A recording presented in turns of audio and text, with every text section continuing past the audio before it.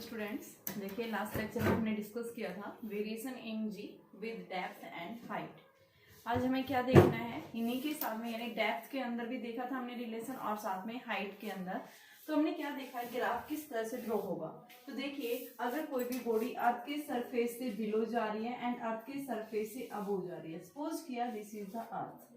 अर्थ का जो मास है वो क्या है, m है। सेंटर से अर्थ की रेडियस क्या है, r है। अगर आप अर्थ के सरफेस से कहाँ जा रहे हैं बेटा, हम पहले बात कर रहे हैं outside the surface of the earth. If you are moving away from the surface of earth having radius of r, radius जो है अर्थ की रेडियस है ये, जिसका सेंटर क्या है, O पॉइंट है, मास क्या है, अर्थ का m है। जैसे आप कोई भी बॉडी अर्थ के सरफेस से अबो जा रही है, देखो हमने देखा था अर्थ के सरफेस पे g की वैल्यू क्या होती है, gm/r²। ये वैल्यू कहाँ है, अर्थ के सरफेस के ऊपर मैक्सिमम वैल्यू होती है। ठीक है, अगर कोई भी बॉडी अर्थ के सरफेस से अवे जा रही है, मान लो सपोज करें एक बॉडी है, ये अर्थ के सरफेस से अवे गई है जिसका मास m है। यहाँ से यहाँ तक की जो हाइट है वो हम क्या ले रहे हैं, h ले रहे हैं। तो उस केस में एट द हाइट के ऊपर g डैश की वैल्यू हमने क्या देखी थी, gm/r प्लस h का होल स्क्वायर। जहाँ पे हमने r प्लस h को हम कह सकते हैं क्या है, ये is equal to small r, यानी g dash is equal to gm/r²। ये आउटसाइड है g की वैल्यू, यानी कि जब आप अर्थ के सरफेस से आउटसाइड मूव कर रहे हैं उस केस में g की वैल्यू क्या हो रही है, जैसे जैसे डिस्टेंस बढ़ेगी तो बेटा g की वैल्यू क्या होगी, डिक्रीज। अब सेकेंड स्टेप आता है मेरे पास में, as you we go inside the earth, यानी डेप्थ में अगर आप मूव कर रहे हैं उस केस में यहाँ पे g की वैल्यू क्या होगी। तो हमने पीछे रिलेशन पढ़ा था, g डैश बराबर में डेप्थ में g इंटू में 1 - d/r लिया था डेप्थ के अंदर। अगर हम इसको क्या ले लें, g डैश इंटू में g r - d/r। r minus D क्या है, ये आपके पास में r है, ये डेप्थ में है ये, तो g r/r भी आप लिख सकते हैं। तो यहाँ से आप क्या देख रहे हैं, g डैश जो है इनसाइड, यानी कोई भी बॉडी अगर अर्थ के सरफेस से बिलो जा रहा है तो उस केस में g जो है क्या है, डिस्टेंस के साथ में क्या हो रही है, वैल्यू डायरेक्टली प्रोपोर्शनल है। तो हम जो ग्राफ देखेंगे बेटा, ग्राफ हमारे पास किस तरह का ग्राफ आएगा कि आउटसाइड और इनसाइड। तो हम क्या देख रहे हैं, ये क्या है आपके पास में r है, r की वैल्यू क्या हो रही है, वेरी कर रही है। तो यहाँ से हमारे पास में जो ग्राफ मिलेगा, यानी किस किस के बीच में ग्राफ देख रहे हैं बेटा, g की वैल्यू कैसे चेंज हो रही है, किसके रेस्पेक्ट में, डिस्टेंस के रेस्पेक्ट में। तो हमें क्या देखना है, इसके बीच का ग्राफ देखना है। तो उस ग्राफ को देखने के लिए हम ग्राफ जो दे रहे हैं g और r के बीच में, तो आपने क्या देखा, सबसे पहले जो है इनसाइड, यानी कि अर्थ के सरफेस से अगर आप बिलो जा रहे हैं, डेप्थ में जा रहे हैं, तो आप क्या देख रहे हैं, जैसे जैसे डिस्टेंस बढ़ेगी g की वैल्यू भी क्या होगी बेटा, उतनी ही ज्यादा चेंज होगी। ठीक है, तो यहाँ पे हम क्या बता रहे हैं, ये क्या आ रही है, r - d आ रही है। तो r - d का मतलब क्या है कि डिस्टेंस r में से क्या हो रही है, वैल्यू डिक्रीज होती जा रही है। तो इसका मतलब क्या है कि आपके पास में g की वैल्यू क्या होती जाएगी, इनसाइड जो है जैसे सरफेस से बिलो जा रहे हैं तो g is directly proportional to r। ये इनसाइड है g,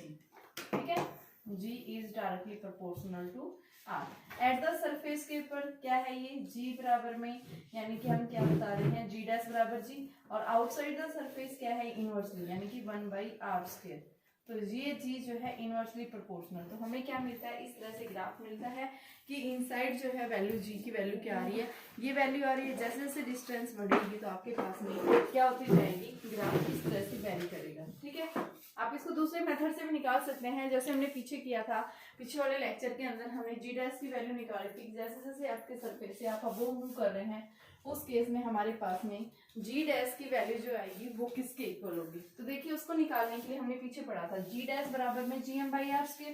अर्थ के सरफेस के ऊपर क्या है, gm/r²। यहाँ पे मास को आप क्या लिख सकते हैं, mass is equal to volume into density. Volume क्या है, 4/3 πr³ इंटू मेरो। तो ये हमारे पास m आ गया। हम इसको g को चेंज करेंगे, g/r² इंटू 4/3 πr³ रो, r² से r² कैंसिल, यानी 4/3 πr⍴g। ये हमारे पास में स्मॉल g की वैल्यू आई है at the surface of earth. But if you are moving away from the surface of earth, value of g dash will be g/r²। ये आपके पास में क्या है, r² है, यहाँ पे मैंने r² लिया है ये, ठीक है, r प्लस एच। तो यहाँ पे इस m डैश की वैल्यू, जैसे यहाँ से अर्थ के सरफेस से आप अंदर जा रहे हैं बेटा, तो देखो आपके पास में जैसे जैसे अर्थ के सरफेस से आप अंदर की तरफ जा रहे हो तो मान लो यहाँ आप पहुंच गए हैं, इस पॉइंट पे आ गए हैं, ठीक है। इसके इनसाइड आओगे, आपके पास में फोर्स क्या होगा, 0, लेकिन बॉडी जस्ट इसके आउटसाइड है, यानी यहाँ पे मान लो जिसका मास m है, इसका फोर्स जो लग रहा है डाउनवर्ड लग रहा है mg, और ये जो अंदर वाला सेल है इसका मास हमने क्या ले रखा है m डैश, ठीक है। तो यहाँ पे इन दोनों के बीच में gravitational force of attraction will be force of gravity, तो Gm m dash by r minus d का होल स्क्वायर, ये जो डिस्टेंस बचेगी भाई, डी डिस्टेंस यहाँ से यहाँ आए हैं और ये टोटल r थी, r में से डी हटाएंगे तो ये क्या आएंगे, r माइनस डी आएगा सेल का, तो यहाँ पे हम क्या लिखेंगे, r माइनस डी का होल स्क्वायर, ठीक है। अब यहाँ से देखिए बेटा, m डैश जो है, m से m स्मॉल कैंसिल, यानी g डैश आपके पास में ये क्या आ गया है, g डैश है, inside the surface of earth आ रहे हैं, तो g m dash by r minus d का होल स्क्वायर, और इसको हम क्या लिख सकते हैं, g by r minus d का होल स्क्वायर, मास की जगह वॉल्यूम इंटू डेंसिटी, तो आपके पास डेंसिटी क्या है, रो, और वॉल्यूम क्या है 4/3 पाई r माइनस डी का क्यूब, ठीक है। अब डेंसिटी अर्थ की क्या है बेटा, यूनिफॉर्म सेम है हर जगह, थ्रूआउट क्या है, यूनिफॉर्म स्फीयर है, सेम है हर जगह, तो उस केस में हम क्या लिखेंगे, g/r माइनस डी का होल स्क्वायर इंटू आपके पास में ये वैल्यू आ जाएगी, density mass per unit volume होती है, तो यहाँ पे हम क्या लिखेंगे, m/में 4/3 पाई r क्यूब, ठीक है, इंटू में 4/3 पाई r माइनस डी की पावर क्यूब, 4/3 पाई से 4/3 पाई क्यूब कैंसिल, और ये से ये कैंसिल, तो आपके पास में g डैश जो आएगा वो क्या आएगा, gm by r cube r minus D, तो ये वैल्यू तो क्या है आपके पास में कांस्टेंट है, तो यहाँ से हम क्या लिख सकते हैं, g डैश बराबर में g बाई r इंटू में r माइनस डी हो गया, तो यानी g डैश जो है वो तब भी क्या कर रही है, डायरेक्टली प्रोपोर्शनल है r की, कि जैसे जैसे आप अर्थ के सरफेस से अंदर की तरफ मूव कर रहे हैं तो g की वैल्यू बेटा क्या होती जाएगी, डिक्रीज होती जाएगी, क्योंकि r में से वैल्यू क्या हो रही है, कम हो रही है, तो ये वैल्यू भी क्या होगी, कम होगी। तो हम क्या बताएंगे कि जैसे हम आपके सरफेस से कहाँ जा रहे हैं, डेप्थ में जा रहे हैं, एट ए हाइट के ऊपर जा रहे हैं, तो g की वैल्यू जो है हमेशा क्या होती जाएगी बेटा, चेंज होगी, ठीक है। तो आपके पास जो ग्राफ मिलेगा, वेरिएशन मिलेगा, वेरिएशन किस तरह का ग्राफ मिलेगा वो देखिए, जी और आर के बीच में, तो हमारे पास में पहले लीनियरली और फिर उसके बाद में ये क्या हो जाएगा, डिक्रीज होने लग जाएगी, हाइपरबोलिक यानी कि पैराबोलिक, हाइपरबोला की शेप में आपको इस तरह से ग्राफ मिलेगा, outside the earth, inside the earth linear shape में, आउटसाइड द अर्थ ये क्या करेगा, हाइपरबोलिकली जो है डिक्रीज होती जाएगी, और एट द सरफेस ऑफ अर्थ इसकी वैल्यू जो आती है वो किसके इक्वल है, gm बाई r स्क्वायर के इक्वल है। देखिए स्टूडेंट्स, आपके पास में क्वेश्चंस दिया हुआ है, find the percentage change in the wait,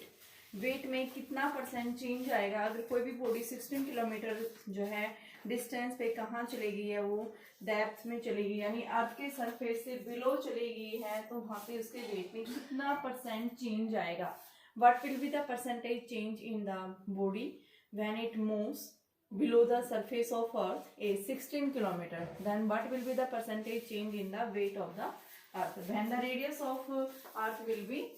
6400 kilometer। मान लो ये आपके पास में आता है, अर्थ के सरफेस से कितना डिस्टेंस चले गए, 16 किलोमीटर आप बिलो चले गए हैं, ये मान लो यहाँ चले गए हैं, तो उस केस में यहाँ पे पूछा है कि यहाँ पे जाने के बाद इसका वेट कितना बचेगा। तो अभी आपने पढ़ाया डेप्थ में रिलेशन क्या था, g इंटू में 1 माइनस डी बाई आर। अब बेटा किसकी बात कर रहा है, वेट की, तो इसको हम क्या लिखेंगे, सबसे पहले m से डिवाइड कर दो, mg into 1 minus D by R, ठीक है। अब हम क्या करेंगे, यहाँ से चेंज इन वेट निकालना है, तो mg is equal to 1 minus D by R, और यहाँ से हमारे पास में इसको इस साइड ले आओ, D by R is equal to 1 minus M G dash by M G, तो ये एक्चुअल वेट हो गया माइनस अपरेंट वेट अपॉन में M G dash D by R. Percentage निकालने के लिए इसको हम 100 से मल्टीप्लाई कर देंगे दोनों साइड से, तो हमारे पास में M G minus M G dash upon में एम जी इंटू में 100 इज इक्वल टू डी की वैल्यू बेटा कितनी दे रखी है आपके पास में, 16 किलोमीटर बोल रहा है कि कितना डेप्थ बिलो चला गया है, वो 16 किलोमीटर बोल रहे हैं, यहाँ से देखिए, हाँ 16 kilometre below the surface of अर्थ, तो उस केस में हम क्या लिखेंगे 16 अपॉन में जो रेडियस है वो 6400 किलोमीटर इंटू में 100, तो ये आपके पास में 400, तो ये आपके पास 0.25% क्या आएगा, चेंज इन वेट आएगा आपका। कितना परसेंट आएगा, 0.25 kg के इक्वल आएगा। देखिए बेटा क्वेश्चन है नेक्स्ट कि आपके पास में क्या है, एक स्प्रिंग है, उस स्प्रिंग को जब अर्थ के सरफेस पे स्ट्रेच किया गया है 1 सेंटीमीटर की डिस्टेंस के ऊपर, तो यहाँ पे क्या कह रहा है, जब उसको स्ट्रेच किया गया यानी कि बॉडी से, तो उसकी 1 सेंटीमीटर लेंथ उसके अंदर एक्सटेंशन हुई है, ठीक है। तो वही सेम बॉडी अगर हम कहाँ लेके जाएं, 1600 किलोमीटर की दूरी के ऊपर लेके जाएं from the surface of earth, then how much will be extension produce in the spring, ठीक है। मान लो आपके पास में ये अर्थ है, अर्थ के सरफेस के ऊपर आपके पास में क्या है, एक स्प्रिंग है, इस स्प्रिंग को आपने क्या लिया, लोड लगाया है। जैसे हम लोड लगाते हैं तो बेटा इसके अंदर क्या होगा, यहाँ पे एक्सटेंशन प्रोड्यूस होगा। मान लो लोड लगाया तो कितना एक्सटेंशन आ गया, x, ठीक है। तो हमने पीछे पढ़ा था f is directly proportional to x। देखो जितना ज्यादा हम स्प्रिंग के नीचे लोड अप्लाई करते हैं, एक्सटेंशन क्या होता है उसमें उतना ही ज्यादा प्रोड्यूस होता है। तो यहाँ जैसे ही हम प्रोपोर्शनल को हटाते हैं, इसकी जगह कांस्टेंट, एंड ये कांस्टेंट वैल्यू जो आएगी कैसी आएगी बेटा, नेगेटिव आएगी। नेगेटिव क्यों होती है, क्योंकि यहाँ पे नेगेटिव साइन जो है ये क्या कर रहा है, जैसे आप लोड को यहाँ से रिमूव कर लेते हैं फोर्स को, तो क्या हो जाएगा, वापिस इसके मोशन को अपोज करने के लिए एक रिस्टोरिंग फोर्स लगता है। ये रिस्टोरिंग फोर्स जो लगता है हमेशा अप्लाइड फोर्स से अपोजिट डायरेक्शन में लगेगा। देखो जितना ज्यादा आप लोड लगाएंगे उतना ही ज्यादा क्या होगा, यहाँ पे एक्सटेंशन होगा, और उतना ही ज्यादा उस बॉडी के मोशन को अपोज करने के लिए अपोजिट डायरेक्शन में क्या एग्जर्ट होगा, एक रिस्टोरिंग फोर्स लगेगा, ठीक है, जिसको आप फोर्स कांस्टेंट भी बोल सकते हैं, स्प्रिंग कांस्टेंट भी बोल सकते हैं। और अलग अलग स्प्रिंग्स का जो स्प्रिंग कांस्टेंट है, फोर्स कांस्टेंट है बेटा, अलग अलग स्प्रिंग्स के लिए ये वैल्यू डिफरेंट होती है, ठीक है। जैसे मान लो आपके पास में दो स्प्रिंग्स दे दी, एक स्प्रिंग थोड़ी सॉफ्ट है, एक स्प्रिंग थोड़ी हार्ड है। आपके पास बोलेगा, आप उसी को देख करके आप बता सकते हैं कि which spring has more stiffer. Stiffer का मतलब जिसमें जितना ज्यादा, यानी आप लोड लगा रहे हैं लेकिन एक्सटेंशन उसके अंदर बहुत स्मॉल आ रही है, ठीक है ना, वो क्या है, स्टिफर, यानी जो ज्यादा स्टिफर है, हार्ड है, मोर हार्डर स्ट्रिंग होगी, उसके पास के की वैल्यू हाई है, फोर्स कांस्टेंट की वैल्यू। और जो स्प्रिंग कैसी है बेटा, सॉफ्ट है, यानी कि जिसके ऊपर आप लोड अप्लाई कर रहे हैं तो इजीली वो क्या हो रही है, उसके अंदर एक्सटेंशन प्रोड्यूस हो रहा है, यानी सच टाइप ऑफ स्प्रिंग आप क्या बताएंगे कि उसके पास में स्प्रिंग कांस्टेंट, फोर्स कांस्टेंट की वैल्यू कैसी है, स्मॉल है, ठीक है। तो यहाँ से हम क्या बता रहे हैं, ये अर्थ के सरफेस के ऊपर है, और अर्थ के सरफेस पे कोई भी बॉडी है बेटा, उस केस में mg, फोर्स mg के इक्वल माइनस kx, ठीक है। अब दूसरा कहाँ लेके गया इसको, स्प्रिंग को, यानी अर्थ के सरफेस से 1600 किलोमीटर अबोव लेके गया, स्प्रिंग लेके गया, सेम बॉडी है, वहीं पे लोड अप्लाई किया, तो बताइए उसमें एक्सटेंशन, तो वहां पे एट ए हाइट के ऊपर g की वैल्यू सेम नहीं रहेगी, g डैश आ जाएगा, और वो क्या आएगा, माइनस kx डैश। मैं क्या कर दूं, ये मेरे पास अर्थ के सरफेस पे थी, ये कहाँ पे एट ए हाइट के ऊपर, दोनों को डिवाइड कर दें तो ये हमारे पास में क्या आएगा, mg dash by mg is equal to kx dash by kx, minus है कैंसिल हो गया, m से m cancel, g dash by g is equal to x dash by x आ गया। अब यहाँ से हमें क्या निकालना है, x डैश निकालना है। तो इस x डैश की वैल्यू को निकालने के लिए हम क्या करेंगे, देखिए क्या आएगा, g डैश बाई g बराबर x dash by x dash is equal to g dash by g into में x, ठीक है। तो x dash is equal to, देखो g डैश बाई g अभी आपने पढ़ा था, एट ए हाइट के ऊपर g डैश किसके इक्वल होती है बेटा, g into 1 minus 2h by r, लेकिन एट ए हाइट 1600 किलोमीटर है, 1600 किलोमीटर क्या है, वेरी लार्ज हाइट है। तो इसके लिए हम क्या करते हैं, कौन सा फॉर्मूला अप्लाई करते हैं, जी आर स्क्वेयर अपॉन में आर प्लस एच का होल स्क्वेयर, नीचे क्या है g और ऊपर क्या है x, आपके पास g से g कैंसिल, क्या आ गया, आर स्क्वेयर अपॉन में आर प्लस एच का होल स्क्वेयर इंटू में x। तो यहाँ से बेटा आपके पास में x डैश, इसको हम क्या लिख सकते हैं, x dash is equal to r upon r plus h का whole square is equal into में x। आर की वैल्यू कितनी है, 6400, और ये आपके पास में कितना आ गया, 6400 प्लस में 1600, इसका स्क्वायर, और इंटू में x की वैल्यू आपके पास कितनी दे रखी है, 100 दे रखी है ना। देखिए x की वैल्यू 1 सेंटीमीटर दी हुई है आपके पास में, तो आप क्या कर देंगे, इसकी 1 सेंटीमीटर की जगह वैल्यू पुट कर देंगे, तो हमारे पास में देखो कितना आ जाएगा, ये वैल्यू आपके पास में आएगी 6400 अपॉन में 6 4 10 और 7 8 और इसका स्क्वायर इंटू में x की जगह 1 सेंटीमीटर 10 की पावर -2, तो 2 जीरो से 2 जीरो कैंसिल और ये आपके पास में क्या आ गया,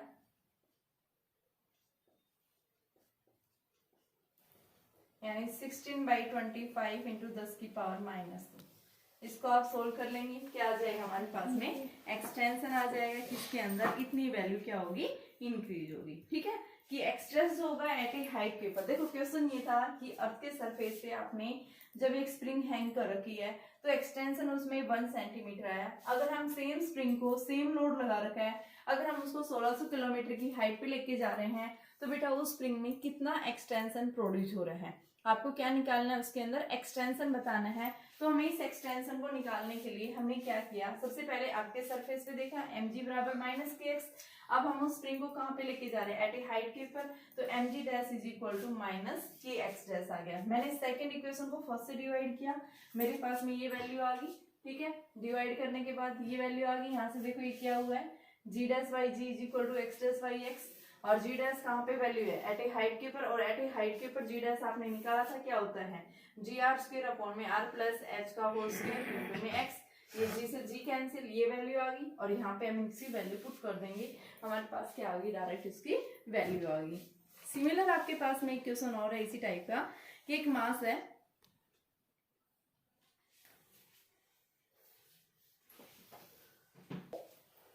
देखो बेटा अभी आपके पास में क्या दिया हुआ है, क्वेश्चन है कि आपकी जो अर्थ है, अर्थ के डायमीटर के अबाउट एक टनल ड्रॉ की गई है और उसके अंदर एक ऑब्जेक्ट को क्या किया गया है, ड्रॉप किया गया है। तो आपको शो करके दिखाना है कि जब हम इस ऑब्जेक्ट को, इस बॉल को क्या कर रहे हैं, इस टनल में ड्रॉप कर रहे हैं, तो ये जो बॉडी है ये क्या करेगी, सिंपल हार्मोनिक मोशन के अंदर ओसिलेट करेगी। हमें क्या करना है, जब ये सिंपल हार्मोनिक मोशन में ओसिलेट कर रही है तो इसका टाइम पीरियड क्या है, आपके पास गिवन है density of the earth 5520 kilometre है, ये डेंसिटी बढ़ेगी। डेंसिटी क्या होती है आपके पास, किलोग्राम पर मीटर क्यूब, एंड ये क्या है, जी है। तो आप क्या करेंगे, सबसे पहले मान लो आपने एक ऑब्जेक्ट को डाला है अर्थ के सरफेस से कितनी डिस्टेंस में, मान लो डी डिस्टेंस के ऊपर ड्रॉप किया है। ठीक है, तो उस केस में हम क्या देखेंगे, सबसे पहले यहाँ से हमने पीछे पढ़ा था कि जी डैश हमारे पास में एट द डेप्थ जो है क्या आता है, जी इंटू में 1 माइनस डी बाई आर। ठीक है, तो यहाँ से आपके पास में क्या है, इसको हम क्या लिख सकते हैं, g dash is equal to g into में r minus d upon r, और आर माइनस डी को हम क्या ले सकते हैं, डिस्प्लेसमेंट, यानी कि इसको आप y मान सकते हैं। तो जी डैश बेटा डायरेक्टली प्रोपोर्शनल आ गया डिस्प्लेसमेंट की, और ये जी डैश क्या है, एक्सेलरेशन, तो यानी acceleration is directly proportional to the displacement which is the conditions for the SSM. यानी ये क्या है, कंडीशन होती है एसएसएम की, जब भी कोई बॉडी एसएसएम के अंदर है, सिंपल हार्मोनिक मोशन में है, यानी अपनी मेन पोजीशन के अबाउट क्या कर रही है, ट्रू एंड फ्रो मोशन कर रही है या फिर बैक एंड फोर्थ मोशन कर रही है, तो आप क्या बताएंगे कि एसएसएम के अंदर उसके लिए क्या कंडीशंस है, कि एक्सेलरेशन जो प्रोड्यूस होगा वो क्या करेगा, डिस्प्लेसमेंट के मोशन को अपोज करेगा, यानी a is directly proportional to y. ठीक है, तो इस फर्स्ट कंडीशन हमें क्या बता दी, सिंपल हार्मोनिक मोशन के अंदर क्या कर रही है, ये ऑब्जेक्ट मूव कर रहा है। अब हमें क्या निकालना है, इसका टाइम पीरियड। टाइम पीरियड निकालने के लिए हमने क्या पढ़ा है, t is equal to 2 pi root l by g, या एल की जगह आप क्या ले सकते हैं, 2 पाई रूट डिस्प्लेसमेंट अपॉन में एक्सेलरेशन। ठीक है, डिस्प्लेसमेंट अपॉन एक्सेलरेशन आपके पास में क्या होता है, फॉर्मूला होता है बेटा टाइम पीरियड के लिए, और यहाँ पे डिस्प्लेसमेंट जो है y की जगह आप क्या लेंगे, r लेंगे, क्योंकि r का जो डिस्प्लेसमेंट है वो क्या है, r है ये, और अपॉन में g। ठीक है, r बाई g की वैल्यू हमने यहाँ से वैल्यू पुट कर दी है। अब हमें क्या करना है, यहाँ से इस g की वैल्यू को निकालना है। तो g की वैल्यू को हम कैसे निकालेंगे, g क्या है हमारे पास में, g m by r square. Mass क्या है आपके पास, वॉल्यूम अपॉन में g by r square, mass है वॉल्यूम इंटू में density 4/3 pi r cube into में रो, आर स्क्वायर से आर स्क्वायर कैंसिल, ये हमारे पास में क्या आ गया, 4/3 पाई आर रो जी। यहाँ से इस वैल्यू को आपके पास में जी की वैल्यू क्या आ गई, ये आ गई है, इस जी की वैल्यू उठा के हम यहाँ पुट करेंगे, टाइम पीरियड क्या आ जाएगा, 2 पाई रूट आर अपॉन में 4/3 पाई आर रो जी। तो आर से आर कैंसिल, और बेटा ये आपके पास में क्या आ गया, टी इज इक्वल टू 2 पाई को भी आप अंदर ले जाओ तो ये 4 पाई स्क्वायर, और नीचे से 3 ऊपर चला गया अपॉन में पाई रो जी। ठीक है, तो यहाँ से पाई कैंसिल। ठीक है, और साथ में ऊपर 4 भी था, नीचे भी एक 4 है, तो ये 4 से 4 कैंसिल, तो 3 पाई अपॉन में रो जी। ये क्या आ गया हमारे पास में, टाइम पीरियड। पाई आपके पास गिवन है, डेंसिटी गिवन है, जी दिया हुआ है, यहाँ पे हम सारी वैल्यू पुट करके क्या निकाल सकते हैं, टाइम पीरियड निकाल सकते हैं। देखो क्या पूछा था यहाँ से कि आपने अर्थ का डायमीटर के अबाउट, यानी क्या ड्रॉप किया है, एक बॉल को ड्रॉप किया है, तो आपको प्रूव करके दिखाना है कि जब ये बॉल जाएगी तो ये सिंपल हार्मोनिक मोशन की तरह अपनी मीन पोर्शन के अबाउट क्या कर रही है, ओसिलेट कर रही है। दूसरा, इसका टाइम पीरियड पूछा है, तो सबसे पहले ओसिलेट करने के लिए कंडीशन हमने बताई है कि जी डैश, हमने डेफिनेट रिलेशन पढ़ा था, यहाँ से आर माइनस डी को मैंने वाई मान लिया, वाई क्या है या डिस्प्लेसमेंट, तो हम क्या बता रहे हैं कि जी क्या है, एक्सेलरेशन ड्यू टू ग्रेविटी। तो एक्सेलरेशन जो प्रोड्यूस हो रहा है ग्रेविटी के कारण किसके ऊपर डिपेंड कर रहा है बेटा, वो डिस्प्लेसमेंट। तो इसका मतलब क्या है कि जो डिस्प्लेसमेंट जो है, यानी कि एक्सेलरेशन जो प्रोड्यूस हो रहा है वो डायरेक्टली डिस्प्लेसमेंट के ऊपर डिपेंड कर रहा है। ठीक है, तो हम यहाँ से क्या बताएंगे, क्या है कंडीशन है एसएचएम की। अब बेटा टाइम पीरियड निकालने के लिए जब भी कोई बॉडी सिंपल हार्मोनिक मोशन में मूव करती है तो टाइम पीरियड के लिए हमारे पास में क्या होता है, डिस्प्लेसमेंट अपॉन में एक्सेलरेशन। ये पेंडुलम के केस में आप बता सकते हैं, जब भी कोई आपके पास में सिंपल पेंडुलम है, लेकिन यहाँ सिंपल पेंडुलम नहीं है, क्या है कि अर्थ के डायमीटर के अबाउट क्या किया गया है, एक बॉडी को ड्रॉप की गई है, तो वो बॉडी क्या कर रही है, अपनी मीन पोर्शन के अबाउट